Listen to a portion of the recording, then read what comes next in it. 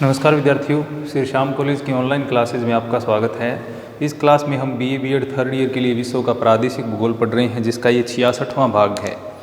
इसमें हम चीन का अध्ययन कर रहे हैं। चीन के खनिजों के बारे में हमने पढ़ा। अब हम पढ़ रहे थे चीन के विनिर्माण उद्योग, मैन्युफैक्चरिंग इंडस्ट्री, जिसमें हमने लौह इस्पात उद्योग के बारे में पढ़ा था। यानी चीन का विनिर्माण उद्योग हम पढ़ रहे हैं।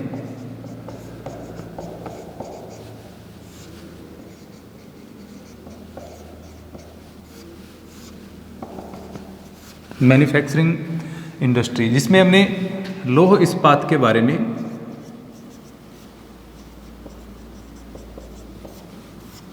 पढ़ लिया था। सबसे पहले जैसा कि हम जानते हैं, लौह इस्पात का सबसे बड़ा उत्पादक है चीन। 1990 के बाद का जो काल है उसमें सोवियत संघ, इसके अलावा जापान और संयुक्त राज्य अमेरिका को पछाड़ते हुए ये पहले नंबर पर आ गया था। तो लोहे इस्पात के प्रमुख उत्पादक केंद्र जो हैं या उत्पादक क्षेत्र जो हैं, इसके हमने पढ़ लिए थे। जैसे दक्षिणी मंचूरिया वाला क्षेत्र है,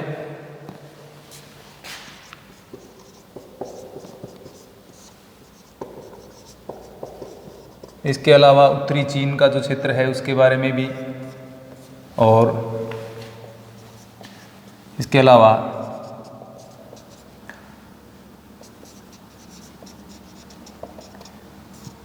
यांगटीसी कियांग नदी की घाटी का जो निचला क्षेत्र है वो लोह इस्पात उद्योग के चीन में प्रमुख केंद्र हैं। इनके बारे में हमने पढ़ लिया था। इसमें जैसे दक्षिणी मंचूरिया है, फुसुन पेंचू है, मुकडेन यहाँ के प्रमुख क्षेत्र हैं। उत्तरी चीन में तांगशाम है, टिएटसिन है, सिहिंगजिन है, पाओताओ है, त्युआइयान है, यहाँ के प्रमुख क्षेत्र हैं।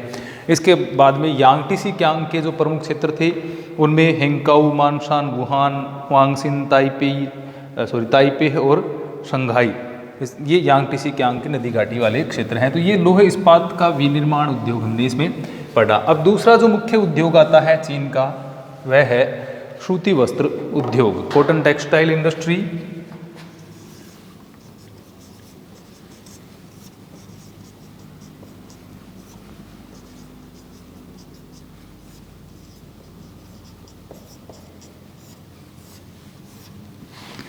सूती वस्त्र उद्योग भी चीन का एक महत्वपूर्ण उद्योग है। चीन का महत्वपूर्ण उद्योग, सूती वस्त्र के उत्पादन में भी चीन एक प्रमुख, या ये कह सकते हैं चीन विश्व का सबसे बड़ा सूती वस्त्र उत्पादक देश है। यह है विश्व का बृहत्तम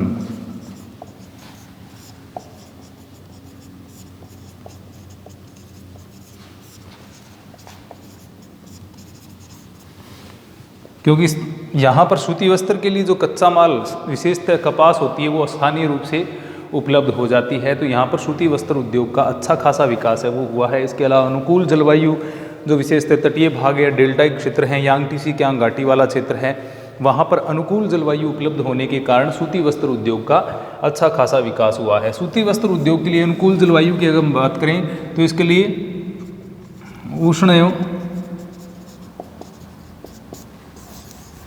आर्द्र जो जलवायु होती है वह उपयोगी रहती है।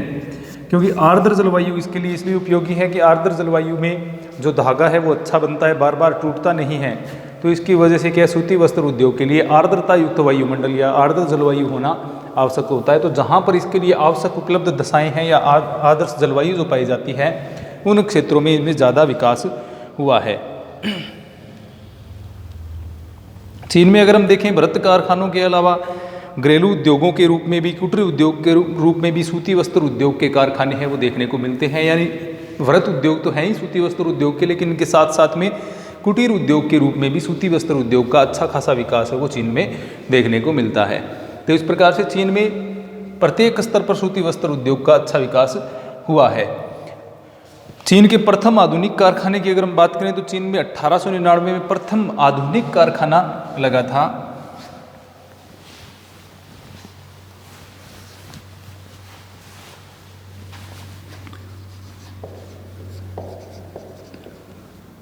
चीन में प्रथम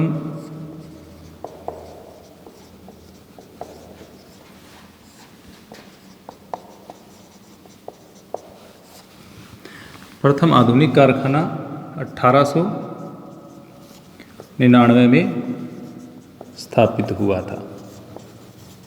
यानी इससे पहले अगर हम देखें तो सूती वस्त्र है वो यहाँ पर छोटे कारखानों के रूप में या जो एक प्रकार से जो घरेलू उद्योग के रूप में यहाँ पर हम कह सकते हैं स्थापित था, कुटीर उद्योग के रूप में स्थापित था। इसके बाद में धीरे धीरे विकसित होते हुए, यानी जो विशेषतः अगर हम सूती वस्त्र उद्योग के विकास की बात करें तो इसका विकास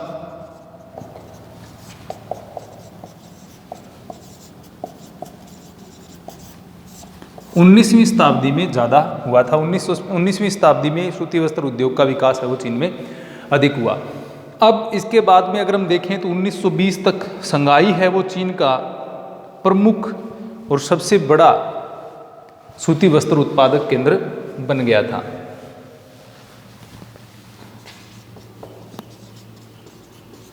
संघाई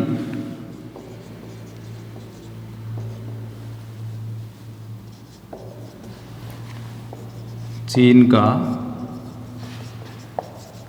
सबसे प्रमुख सूती वस्त्र उत्पादक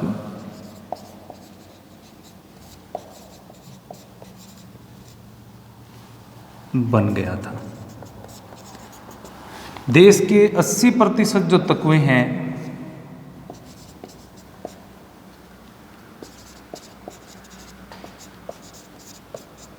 तकवे कहाँ स्थापित थे? संघाई में स्थापित थे। यानी सर्वाधिक विकास कहाँ पर हुआ चीन में सूती वस्त्र उद्योग का? संघाई। इसलिए संघाई को चीन का मैनचेस्टर कहा जाता है। तो संघाई में सर्वाधिक विकास हुआ था चीन में सूती वस्त्र उद्योग का। 1950 के बाद में यहाँ पर सूती वस्त्र उद्योग का विकेंद्रीकरण हुआ। 1950 के बाद में, यानी जो संघाई के अलावा अन्य क्षेत्रों में भी सूती वस्त्र का उत्पादन यहाँ पर 1950 के बाद प्रारंभ हुआ। ये यहाँ पर क्या हुआ?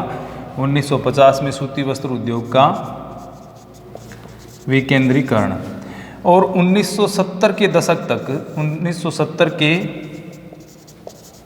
दशक में चीन विश्व का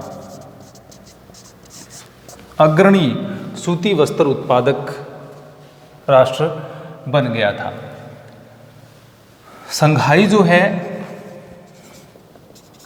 वहाँ पर अनुकूल दशाएं देखने को मिलती हैं सूती वस्त्र उत्पादन के लिए। आर्द्र जलवायु है, इसके अलावा आसपास का जो मैदानी क्षेत्र है, जैसे यांगटी सिक्यांग घाटी का क्षेत्र है, सिक्यांग नदी के घाटी के क्षेत्र या हांगहो नदी के घाटी के क्षेत्र की अगर हम बात करें, जो कि एक प्रकार से मैदानी भाग है जहाँ पर अनुकूल दशाएं, जलवायु अनुकूल दशाएं पाई जाती हैं, उपजाऊ मृदा पाई जाती है, तो यहाँ पर कपास का उत्पादन भी अच्छा खासा हो जाता है। तो यहाँ पर आसपास के क्षेत्र से कच्चे माल की प्राप्ति, इसके अतिरिक्त अनुकूल जलवायु, सस्ते श्रमिक भी यहाँ पर उपलब्ध हैं। इसके बाद यहाँ से जल परिवहन की सुविधा भी उपलब्ध है। आयात एवं निर्यात की दृष्टि से भी ये उत्तम स्थान प्राप्त है। तो इसकी कारण ये क्या हुआ, सबसे बड़ा केंद्र है वो चीन का बना। तो 1970 के दशक में आते आते चीन विश्व का वृहत्तम सूती वस्त्र उत्पादक केंद्र एक प्रकार से बन गया था। चीन के 50% कारखाने की अगर हम बात करें तो यांगटी सिक्यांग और उसकी सहायक नदियां जो हैं उनके घाटी क्षेत्रों में ही स्थित हैं।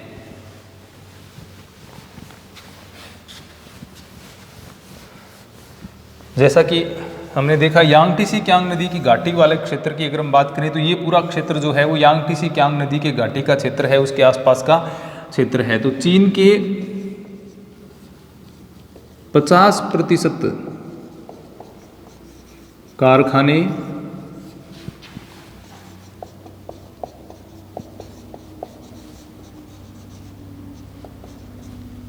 यांगटी सिक्यांग एवं उसके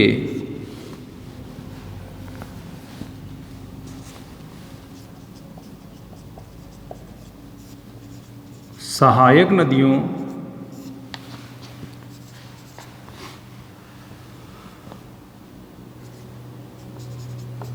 क्षेत्र में स्थापित हैं। तो चीन के 50% कारखाने जो हैं वो यांगटीसी कियांग नदी और उसकी जो सहायक नदियां हैं उसके आसपास के क्षेत्र हैं या उनके बेसिन क्षेत्र जो हैं, उनके अपवाह क्षेत्र जो हैं उनमें ही स्थापित हैं, क्योंकि यहाँ पर अनुकूल जलवायु उपलब्ध हो जाती है। इसके साथ में कच्चा माल भी आसानी से उपलब्ध हो जाता है। देश के 50% कारखाने यहाँ पर हैं और 3/4 जो सूती वस्त्र का उत्पादन है, यानी लगभग 75% सूती वस्त्र का उत्पादन जो है वो इसी क्षेत्र में होता है। तो इस प्रकार से ये चीन का सबसे प्रमुख क्षेत्र हम कह सकते हैं। यांगटीसी कियांग उसकी सहायक नदियों की घाटी का क्षेत्र है, वो चीन का सबसे बड़ा उत्पादक क्षेत्र है। अगर यहाँ के प्रमुख उत्पादन केंद्रों की बात करें तो सबसे पहले संघाई है, उसके बाद हेंगकाऊ, चुंकिंग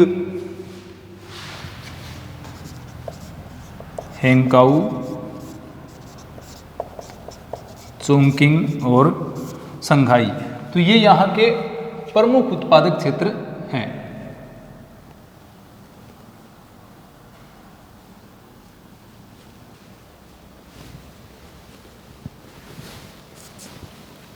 इसके बाद में इसके साथ साथ में ये जो नानकिंग भी इसके प्रमुख उत्पादक केंद्रों में सम्मिलित है। नानकिंग, तो इस प्रकार से संघाई, हेंगकाऊ, चुंकिंग और नानकिंग ये यांगटीसी कियांग नदी घाटी वाला जो क्षेत्र है उसके प्रमुख सूती वस्त्र उत्पादक केंद्रों में शामिल हैं। अधिकांश जो कारखाने इसके अलावा शेष जो बच जाते हैं वो हांगहो नदी की जो घाटी है उस क्षेत्र में स्थापित हैं। तो एक तो यांगटीसी कियांग वाला क्षेत्र हो गया, उसके बाद में ये जो क्षेत्र है विशेषतः यहाँ पर हांगहो घाटी क्षेत्र। शेष जो कारखाने हैं, शेष कारखाने हांगहो घाटी क्षेत्र में स्थापित हैं। तो ये यांगटीसी कियांग नदी घाटी के क्षेत्र के कारखाने हो गए। बाकी जो बच गए वो कौन सी में है? शेष जो बच जाते हैं वो लगभग उनमें से ज़्यादातर हांगहो नदी की घाटी क्षेत्र में स्थित हैं, जिनमें विशेषतः टिएंटसिन है, होनानफू है, क्राइटेंग है। टिएंटसिन, इसके अलावा टिएंटसिन के अलावा यहाँ पर होनानफू, होनानफुन, ये भी हांगहो नदी घाटी का एक प्रमुख क्षेत्र है, होनानफू। इसके अलावा क्राइटिंग, सांगतुंग,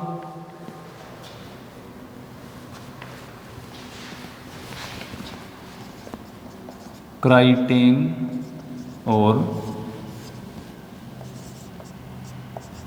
सांगतुंग, या ये कह सकते हैं सिंगाताओ। तो ये हांगहो नदी घाटी के प्रमुख क्षेत्र है, जिसमें टिएंटसिन है, होनानफू है, क्राइटेंग है, सांगतुंग या जिसको सिंगाताओ के नाम से भी जाना जाता है। तो ये क्षेत्र हांगहो नदी घाटी में स्थित हैं, जो चीन के प्रमुख सूती वस्त्र उत्पादकों में सम्मिलित होते हैं। तो दो क्षेत्र हमने देखे मुख्यतः। अगर हम दो क्षेत्रों के हिसाब से देखें तो एक तो यांगटीसी कियांग नदी घाटी का क्षेत्र आता है और दूसरा इसमें आता है हांगहो नदी घाटी का क्षेत्र। तो ये चीन के लगभग सभी प्रकार जो लगभग उत्पादन जो होता है उसका 90% से अधिक उत्पादन है वो इन दो क्षेत्रों से ही प्राप्त होता है। तो इस प्रकार से सूती वस्त्र के उत्पादक क्षेत्रों की अगर हम बात करें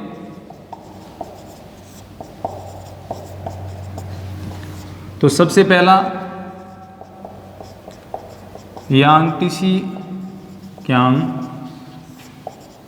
नदी क्षेत्र या उसका घाटी क्षेत्र कह सकते हैं, और दूसरा है हांगहो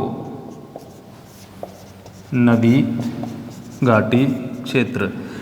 तो ये दो प्रमुख क्षेत्र हैं। यांगटीसी कियांग नदी घाटी क्षेत्र में नानकिंग, हेंगकाऊ, चुंकिंग और संघाई हैं, वो प्रमुख उत्पादक केंद्रों में सम्मिलित हैं। इसके अलावा हांगहो नदी घाटी क्षेत्र में इसमें टिएंटसिन है, होनानफू, क्राइटेंग और सिंगताओ हैं, वो प्रमुख सूती वस्त्र उत्पादक केंद्र हैं। तो ये चीन के प्रमुख सूती वस्त्र उत्पादक केंद्र हैं।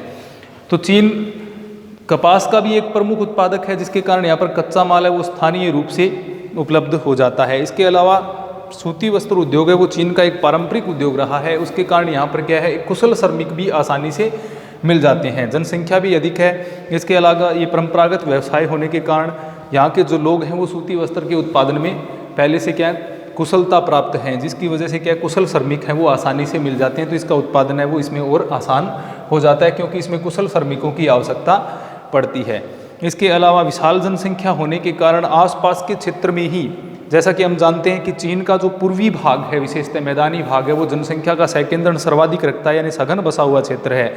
तो इस क्षेत्र में ही उत्पादन होता है। इसके अलावा चीन एक भारतीय बहुत बड़ा राष्ट्र है, जनसंख्या की दृष्टि से देखें तो जनसंख्या की दृष्टि से भी ये बहुत बड़ा है। जनसंख्या ज़्यादा होने के कारण यहाँ पर जो सूती वस्त्र का उत्पादन है उसकी स्थानीय खपत भी बहुत ज़्यादा है। इसके अतिरिक्त यहाँ पर सूती वस्त्र की मांग के अलावा आयात निर्यात की जो सुविधाएं हैं वो भी उत्तम है। जैसा कि मैंने आपको पहले बताया, संघाई की जो स्थिति है वो एक बंदरगाह के रूप में है, तो बंदरगाह की सुविधा भी आसानी से संघाई से यहाँ पर क्या उपलब्ध हो जाती है। इसलिए इस क्षेत्र में सूती वस्त्र का जो उद्योग है उसका विकास अच्छा खासा हुआ है।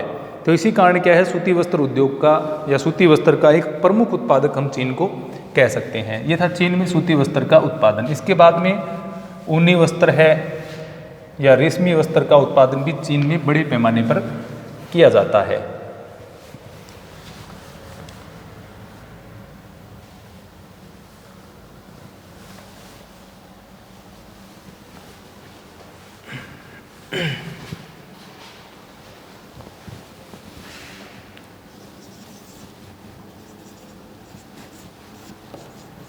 ऊनी वस्त्र उद्योग। ऊनी वस्त्र उद्योग की बात करें तो सूती वस्त्र उद्योग की तुलना में तो ये यहाँ पर इसका विकास काफ़ी कम हुआ है, यानी बहुत छोटा है, लेकिन फिर भी विश्व का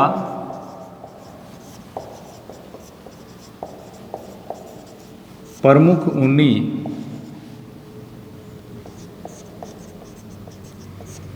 वस्त्र उत्पादक राष्ट्र है, यानी महत्वपूर्ण स्थान ये चीन रखता है। विश्व के सूती वस्त्र उत्पादन में चीन का एक महत्वपूर्ण स्थान है।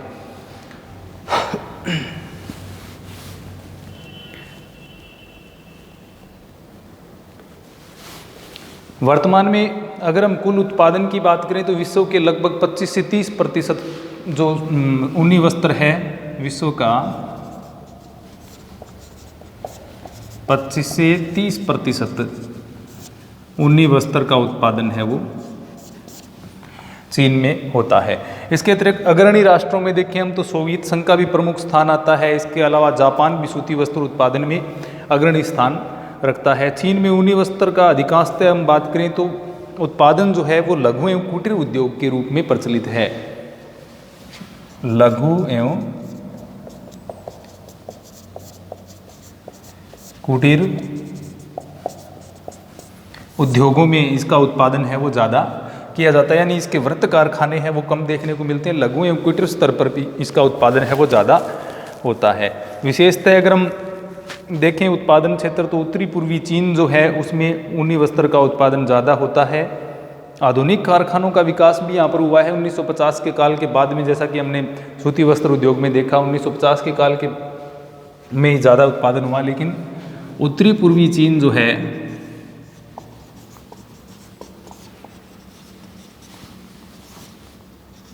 मुख्य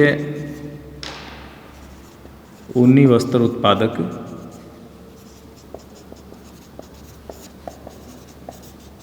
क्षेत्र है।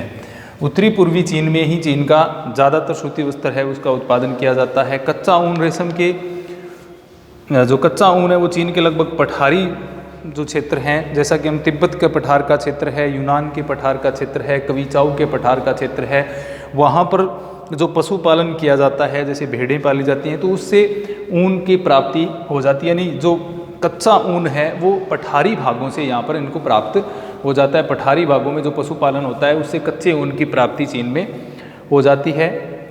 अगर जनसंख्या अधिक है इसकी वजह से जो ऊनी वस्त्र हैं उनकी मांग भी यहाँ पर अधिक रहती है, तो इसमें ज़्यादातर जो उत्पादन है उसकी खपत है वो देशज रूप की है, यानी देश में ही पूरा ज़्यादा जनसंख्या के कारण इसका खपत है वो हो जाती है। तो पठारी बागों से जो कच्चा माल प्राप्त होता है, कच्चा रेशम प्राप्त होता है, उनको विशेषतः हार्विन, चुंकिंग, किरिन,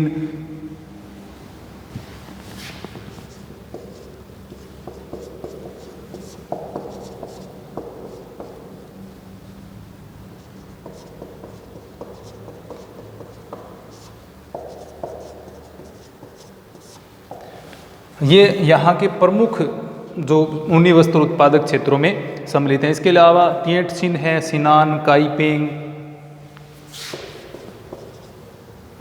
तिएटसिन, केयांग,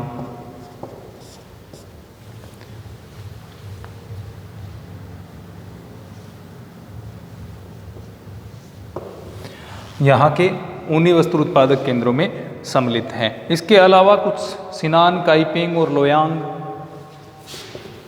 सियान, काइपेंग, लोयांग, ये भी यहाँ के प्रमुख ऊनी वस्त्र उत्पादक क्षेत्रों में सम्मिलित हैं। इसके अलावा संघाई में भी और नानकिंग में भी ऊनी वस्त्र का उत्पादन है वो देखने को मिलता है। हार्विन, चोंकिंग, किरिन, तिएटसिन, केयांग, सियान, काइपेंग, लोयान, संघाई, नानकिंग, ये चीन के प्रमुख ऊनी वस्त्र उत्पादक केंद्रों में सम्मिलित हैं।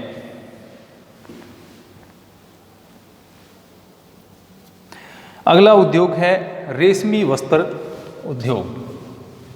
रेशमी वस्त्र उद्योग में जैसे कि हम जानते हैं चीन का प्रमुख स्थान है रेशम के उत्पादन में भी। अगर रेशम के धागों की बात करें तो और रेशम के वस्त्रों की बात करें तो चीन है वो अग्रणी स्थान रखता है।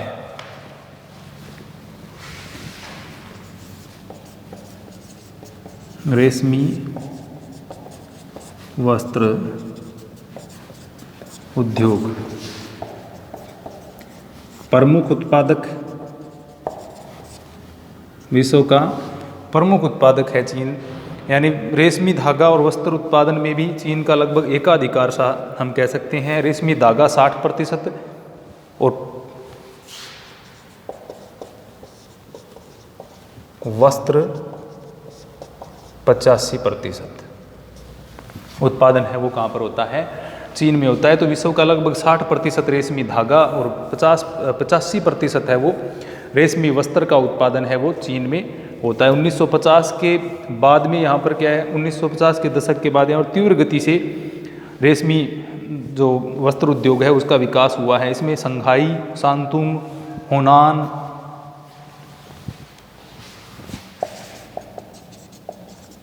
संघाई, शांतुंग, होनान, कवांगतुंग, ये इसके मुख्य रेशमी वस्त्र उत्पादक केंद्रों में सम्मिलित हैं, जहाँ पर सूती वस्त्र उत्पादन भी होता है, इसके साथ में रेशमी वस्त्र का उत्पादन भी होता है। कैंटन, सिंगताओ, हेंगकाओ, कैंटन, सिंगताओ, हेंगकाओ, ये भी मुख्य सूती वस्त्र उत्पादक केंद्रों में सम्मिलित होते हैं। यानी संघाई, शांतुंग, होनान, क्वांगतुंग, कैंटन, सिंगताओ, हेंगकाओ जो है प्रमुख उत्पादक क्षेत्र हैं। इसके अलावा समसुई है या नमोही है, ये भी यहाँ के रेशमी वस्त्र उत्पादक केंद्रों में सम्मिलित हैं। तो अंतर्राष्ट्रीय बाजार में अगर हम रेशम की बात करें या रेशम के उत्पादन और रेशम के जो वस्त्र उत्पादन की बात करें तो चीन का सबसे बड़ा योगदान है। तो ये हमने देखा चीन के विनिर्माण उद्योग, जिसमें सूती वस्त्र उद्योग के, ऊनी वस्त्र उद्योग, रेशम वस्त्र उद्योग के बारे में हमने पढ़ा। धन्यवाद।